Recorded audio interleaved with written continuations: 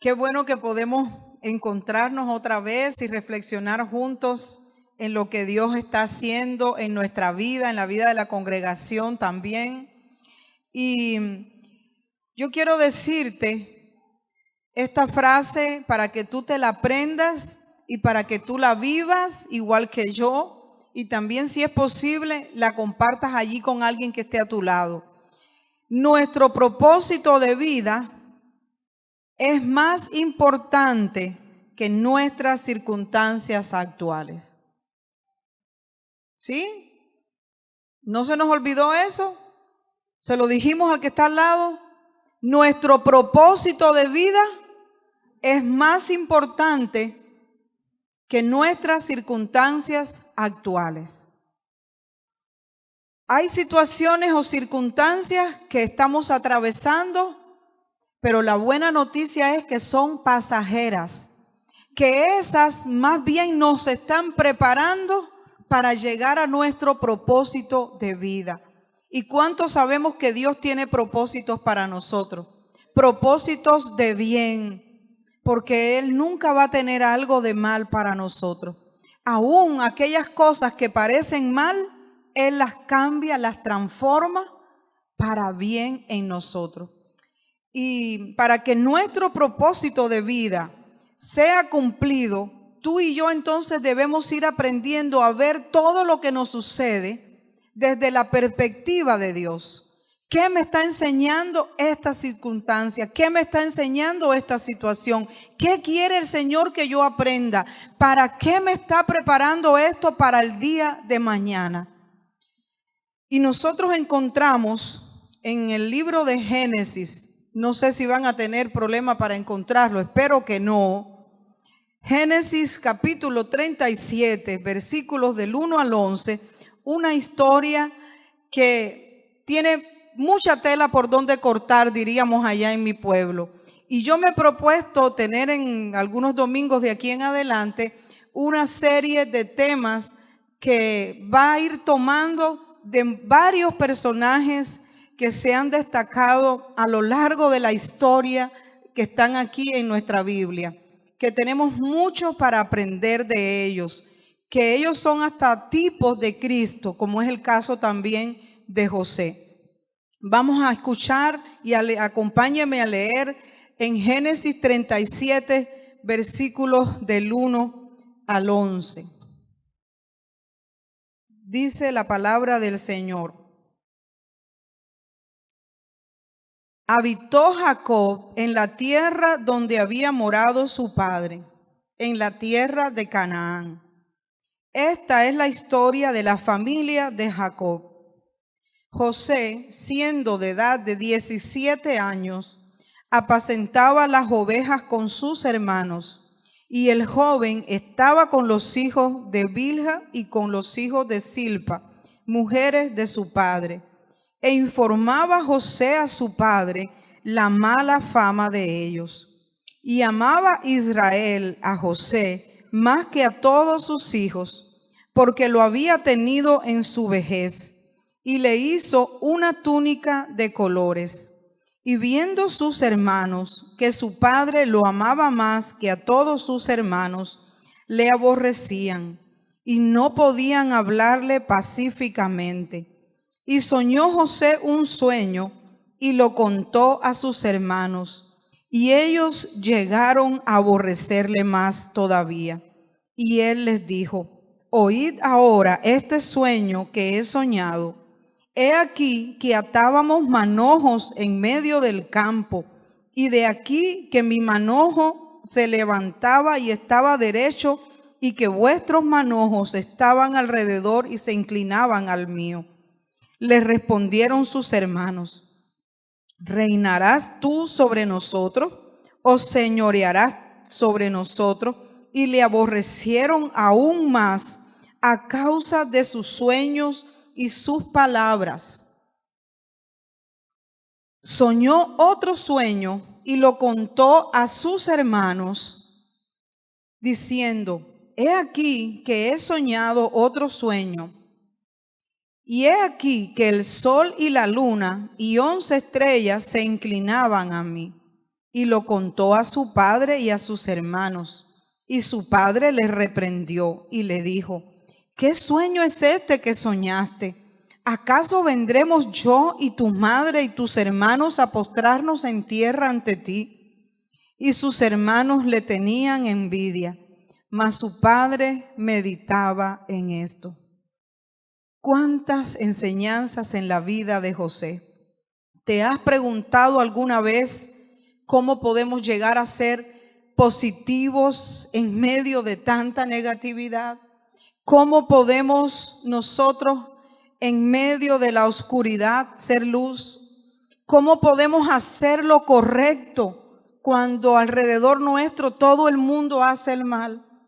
La historia de José nos ayuda a ver cómo puede ser eso así. José y sus hermanos estaban trabajando.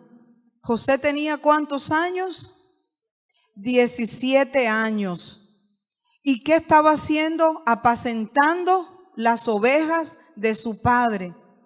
Estaba siendo obediente, porque hay muchas características en la vida de este jovencito que nosotros podemos rescatar también para nosotros. Algunos de nuestros abuelos se casaron muy jóvenes. Ahora miramos a las jovencitas ya en compromisos y nos preocupamos y le damos consejos, pero recordemos sinceramente ahora que ellos ya no están aquí, que están en sus aulas, que nuestras historias, las generaciones pasadas también comenzaron vidas de responsabilidad a una edad muy joven. Y 17 años, aquí está diciendo de José y sus hermanos que estaban trabajando, que estaban bien ocupados. ¿Qué más nos dice esta palabra de José? Que era amado por su papá. ¿Por qué era amado? Porque lo había tenido en su vejez. Porque era hijo de aquella mujer llamada Raquel, por la que Jacob había trabajado 14 años. ¿Se acuerdan de esa historia? Posiblemente también un día tengamos aquí la historia de Jacob, el papá de José. Porque cuando usted escucha en la Biblia, yo soy el Dios de Abraham, de Isaac y de Jacob, tenemos algunas cosas también importantes que aprender, porque Dios es un Dios de generaciones, Dios es un Dios que camina con nosotros a pesar de nosotros, es un Dios que tiene planes de bien. Y entonces, volviendo aquí a la historia de José, era amado por su papá. Los hermanos se dieron cuenta porque no pudieron ya evitar sentirse mal cuando el papá seguro le daba el plato mejor, le servían primero, pero eso fue escalando y llegó al momento de que el papá le regaló a José una túnica de colores. Cristian, ahí ayúdeme a usted porque tengo algunas figuritas a ver cómo se miran. Así, gracias. El papá le regaló una túnica de colores, era algo que ya no se podía ocultar. Dicen algunas traducciones de especialistas que esto era una túnica de mangas largas. Esto también significa y representa autoridad, reconocimiento. Eso representaba la túnica.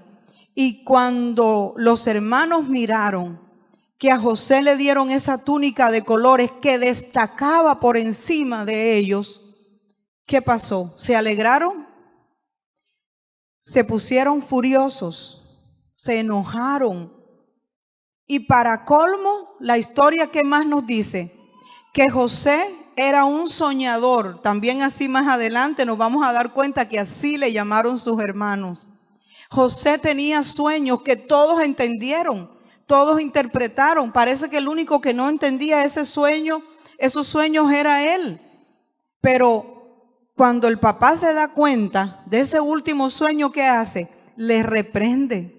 Y le dice, no es posible que tú tengas ese sueño, porque estaba diciendo que sus hermanos, su papá y su mamá se iban a inclinar delante de ellos.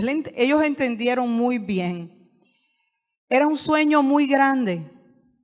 Tal vez por eso José, de tan solo 17 años, no pensaba que él podría ser la persona indicada y correcta para que Dios le diera un sueño tan grande. Pero, ¿qué es lo que pasó? ¿Qué es lo que pasó? Porque hoy, aunque leímos estos versículos, vamos a ir revisando más.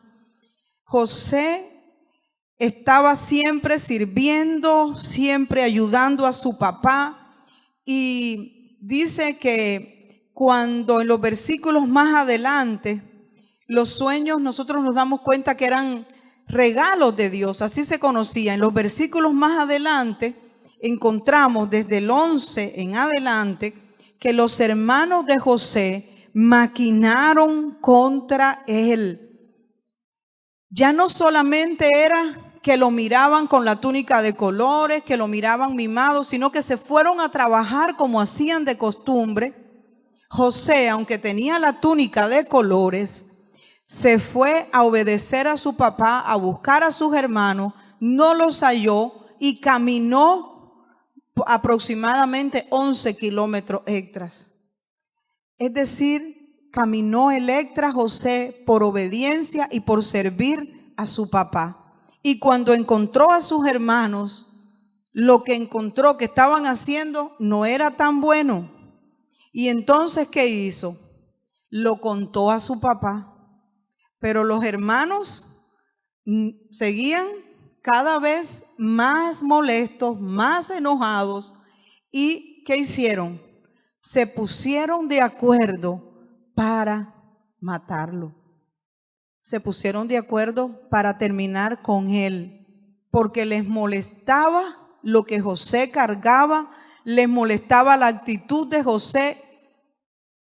Y nosotros para hoy en día, ¿cuántas cosas miramos similares? Que mucha gente se pone de acuerdo para hacer lo malo. Dicen que al árbol que da fruto es al árbol que se le tiran las piedras, porque si no da fruto, no le pasa nada. Pero, ¿qué encontramos acá? La envidia, el celo, ¿lleva algo bueno? ¿Será que nos cuesta aceptar que a otros le puede ir mejor que a nosotros? Y eso se mira en todos los ámbitos, en todas las relaciones, en la familia, con los hermanos, en los trabajos, en la iglesia. ¿Quién tiene más dones? ¿Quién es más visible? Y tenemos esos sentimientos que nos ayudan o nos destruyen. ¿Qué piensa usted? Yo pienso que nos destruyen, porque te va haciendo daño a ti, nos va haciendo daño a nosotros, nos podemos enfermar, nos alejamos de Dios. ¿Por qué? Porque llegamos a cuestionar a Dios. ¿Qué pasó con los hermanos? Se pusieron enojados y le dijeron, ¿acaso tú vas a hacer tal cosa? ¿Y quién era el que le había dado el sueño a José? Los sueños. Era Dios. Entonces, ¿a quién estaban cuestionando? ¿A José o a Dios? Estaban cuestionando lo que Dios estaba haciendo y cómo lo estaba haciendo, pero además, ¿con quién lo estaba haciendo? Y así nos pasa a nosotros algunas veces. Yo sé que los que pasan esas situaciones no están aquí hoy, no vinieron. Qué bueno, el Señor es bueno. Cuando los hermanos deciden matar a José, lo primero que le quitan, busque allí si usted quiere encontrarlo junto conmigo. Siga adelante, Cristian, a ver qué otra diapositiva tenemos ahí. Ahí está una imagen, ver una idea de cómo podría haber sido la túnica de colores. Y ahora siga la próxima diapositiva. Esa no se mira mucho, pero ¿sabe qué es lo que está ahí? Es a José cuando lo tiraron en una cisterna, en un pozo que no tenía agua, pero esos pozos se construían en el desierto para que cuando lloviera se recogiera el agua y después poderle dar a los animales. Pero que dichosamente en este momento que tiran a José allí, la cisterna estaba vacía. ¿Sabe qué es lo primero que hicieron cuando los hermanos miraron a José y conspiraron contra él? Y cuando José llegó, dijeron, allá viene el soñador. Era verdad que era un soñador, pero lo estaban diciendo en forma de ¿qué? De burla. Entonces, a veces las personas van a reconocer en nosotros los dones, los talentos, pero dicen, allá viene la maestra, allá viene la danzarina, allá viene la pastora. Pero también en forma despectiva, de burla. ¿Sabe qué más le hicieron? Le quitaron la túnica de colores. Aquel regalo que el papá le había dado. No es bueno que los hogares, los papás tengamos prioridades o que tengamos más amor para uno, para un hijo que para otro, porque eso trae problemas y trae problemas serios. Y ese también es algo que nosotros debemos mirar acá. ¿Hasta dónde llegó el celo? ¿Hasta dónde llegó la envidia? Hasta tirar al hermano a una cisterna. Pero la intención primera, además de quitarle la túnica, ¿cuál era? Matarlo. Fue Rubén, el hermano mayor, el que intercedió. Ahí está en el versículo 21.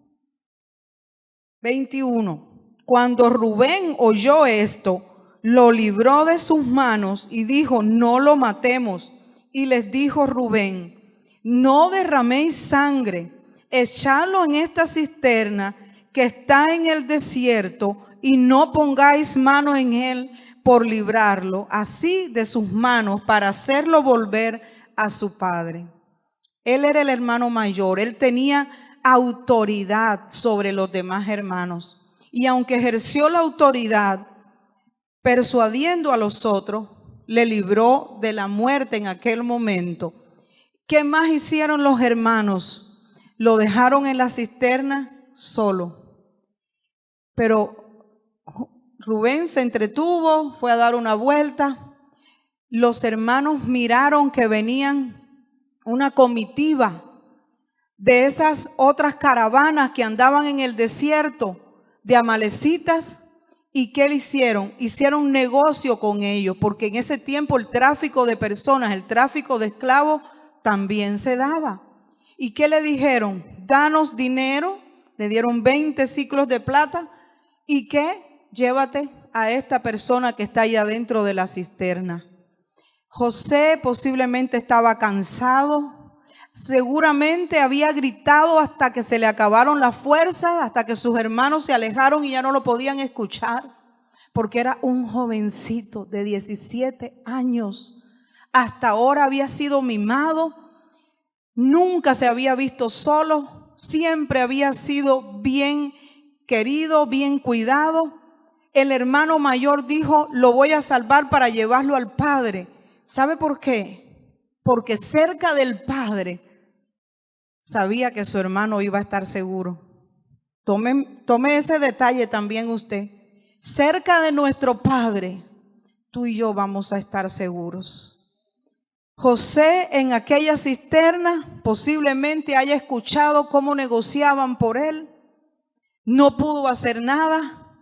Seguramente lo golpearon y lo tomaron como esclavo. Y lo llevaron a una tierra lejana, con otro idioma, con otros olores, con otras culturas, con otro trato definitivamente. Y allí como esclavo fue a dar a la casa de Potifar. ¿Cuántos en realidad ya se saben esta historia así?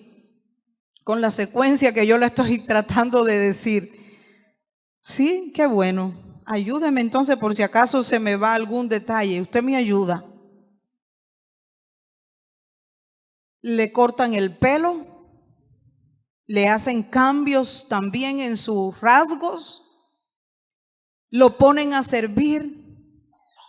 Y cuando usted lee el capítulo 38, es allí algo que está intermedio de la historia de Tamar, pero cuando usted va al capítulo 39 y usted se da cuenta que José está en la casa de Potifar, aquel hombre que trabajaba para el faraón de Egipto, José era prosperado en las cosas que iba haciendo. Y dice la palabra que Dios estaba con José. ¿Cómo es posible que a veces si te maltratan, te traicionan, te venden, te echan en una cisterna, te dejan solo, te ponen como esclavo, podamos comprender que Dios estaba con José. Cuando nos pasan situaciones difíciles, ¿qué decimos? ¿Qué hubiéramos dicho hoy si miráramos a un José o a una Josefa? Que le traicionen, que lo dejen solo, que le echen una cisterna, que le quite lo más valioso, que le quiten la autoridad, que lo calumnien también, porque eso es lo que encontramos en el capítulo 39. Su calvario no ha terminado, está lejos, está de esclavo, y aquella mujer de Potifar se enamora de José. Dice la escritura en el capítulo 39 que ella buscaba la oportunidad para estar sola con José. Se le llegó el día, lo persuadió para que quitarle la ropa, y aquel joven con dominio propio prefirió ser avergonzado públicamente, pero no fallarle a Dios. Salió huyendo, porque aquí lo dice en el capítulo 39, líbreme de hacer esto yo a mi Dios. Un jovencito pero con valor, un jovencito pero con principio, un jovencito con dominio propio, un jovencito enfocado en Dios, un jovencito que a pesar de todas las desgracias no dejó de confiar en Dios. Porque a ti y a mí solo a veces nos quedan mirando mal, y que empezamos a hablar y a decir y a tornar, es que la hermana, es que el hermano, es que la pastora hizo, me dijo, no hizo, me dejaron, no me miraron, no me llamaron. Yo casi no llamo a nadie. ¿Sabe dónde yo estoy llamando y preguntando? En el que está en el hospital, en el que está enfermo, en el que está en una crisis. Aquí hay otras hermanas y hermanos que van a visitar. Tenemos el programa de muebles, tenemos muchas cosas. Pasamos toda la semana activas. Pero no espere, puede ser, ¿verdad? Que no tiene que ser que lo vaya a visitar nada más para comerme un tamal, una carnita asada. No, yo puedo ir siempre que puedo, voy con mucho gusto. Pero a veces a nosotros nos desanima cualquier circunstancia difícil. Algo sencillo y a veces también difícil. Por eso que decía yo al comienzo, tu propósito de vida es más importante que las circunstancias que tú estás viviendo ahora. José aprendió de la cultura en Egipto siendo esclavo en la casa de Potifar. José ya tenía principios con él, porque nadie puede llegar a ser fiel a Dios de la noche a la mañana. Vamos construyendo nuestro carácter con caídas y levantadas en dependencia del Señor, pero ahí está nuestro carácter, el Señor ayudándonos para tener un carácter que sea conforme al corazón de Dios. Y este muchacho dijo, aunque me avergüencen en público, yo voy a permanecer siendo fiel a Dios. ¿Y cuántas veces nosotros queremos y preferimos que nos elogien en público, estar bien en público, y no importa lo que hagamos porque nadie me vio, no importa lo que vivamos en nuestro trabajo, en nuestra casa, en nuestras relaciones? No vinieron hoy los que hacen esas diferencias. Gracias, Señor. Alabado sea el nombre del Señor. José, los que ya se saben esa historia, ¿qué le pasó por salir corriendo ahí semidesnudo? ¿Qué le pasó? Lo injuriaron. Y los que lo vieron, ¿qué pudieron haber dicho? Si eso fuera aquí en la Broadway, mira, pero si era cierto, pero si yo lo miré salir desnudo. ¿No cree usted que si en la Broadway pasa eso, estaríamos diciendo que José era culpable? Porque lo vieron salir en condiciones que no eran las que él debía. Y fue a parar ¿a dónde? A la cárcel. Pero ¿sabe qué dice mi Biblia? Yo creo que la tuya. Que Dios estaba con José allí en la cárcel. Tenemos que ser como el bambú, que el bambú, como es, amor, le dan, se mueve, pero no se tambalea, pero no se quiebra. Si tú y yo estamos de pie hoy aquí, es porque a pesar de las heridas, de las cicatrices que tengamos, a pesar de las marcas, a pesar de las traiciones, a pesar de que nos hayan echado en una cisterna o que nosotros mismos posiblemente nos hayamos dejado caer en una cisterna, a pesar de que los más cercanos nos hayan hecho algo tan horrible, estamos de pie, es porque Dios está con nosotros, porque las circunstancias nos van a preparar para lo que Él ya tiene delante de nosotros. Amén. No sé cuáles sean tus circunstancias. Posiblemente no sean tan buenas. Posiblemente no pueda ir otra persona contigo atravesando el valle de sombra y de muerte. Pero Dios es fiel. Él no cambia. Dios es real. Y Él quiere transformar aún nuestro dolor, nuestra aflicción, nuestra soledad en algo grande. Ahí es donde se aprende a confiar en el Señor.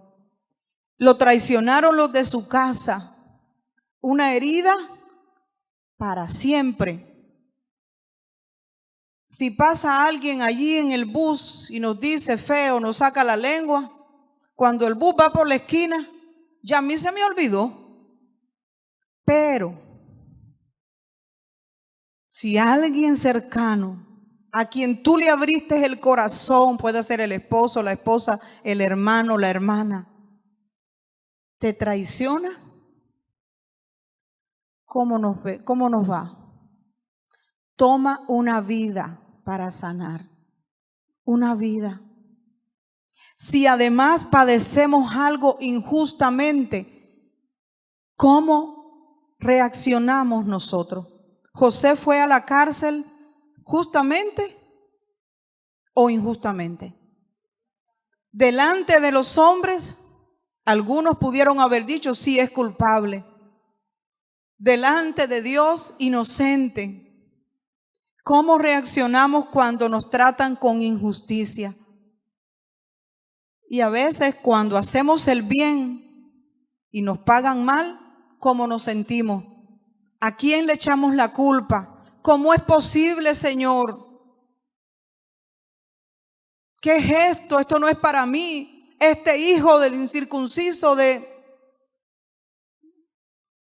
No, yo sé que tampoco, eso no pasa aquí, ninguno de esos vino hoy. Gloria a Dios. En la cárcel, mi hermano, su reputación, ¿cómo estaba? Es más, no tenía reputación, extranjero, sin abogado que pudiera pagar un precio por él. Pero Dios, dígalo ahí conmigo, pero Dios estaba con él. ¿Y qué pasó en la cárcel? Tuvo gracia de Dios y el jefe de la cárcel lo puso sobre todo, sobre toda la cárcel, la administración allí. Y la cárcel, que había sido un desastre hasta ese momento, a partir de ahí, hasta los prisioneros se hicieron amigos. Los rivales, tranquilos. Esa es otra versión, ¿verdad? Bueno, pero aquí dice que todo estaba marchando, estaba prosperando en la cárcel. Y Dios seguía con él. Y entonces sueñan alrededor de él el panero y el copero. Y como José estaba acostumbrado a tener esa experiencia con el Señor, les interpretó los sueños. Dice que el primero creo que fue el panero, ¿verdad? Cuando, ahí búsquelo en el 40.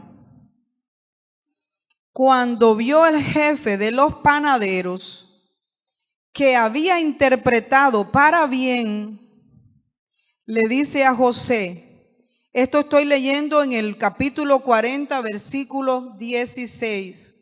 Le dice a José: yo también soñé que veía 3 canastillos blancos sobre mi cabeza, y el canastillo más alto había de toda clase de manjares de pastelería para Faraón, y las aves las comían del canastillo y de sobre mi cabeza. Entonces respondió José y dijo: esta es su interpretación. Los 3 canastillos 3 días son.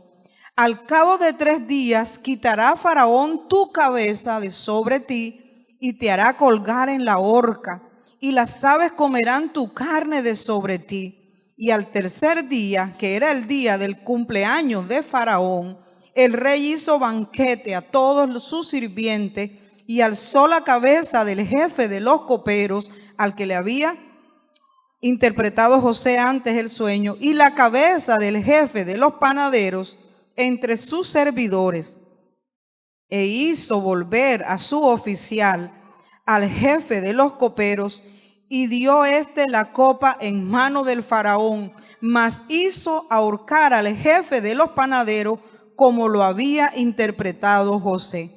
Y el jefe de los coperos no se acordó de José, sino que le olvidó.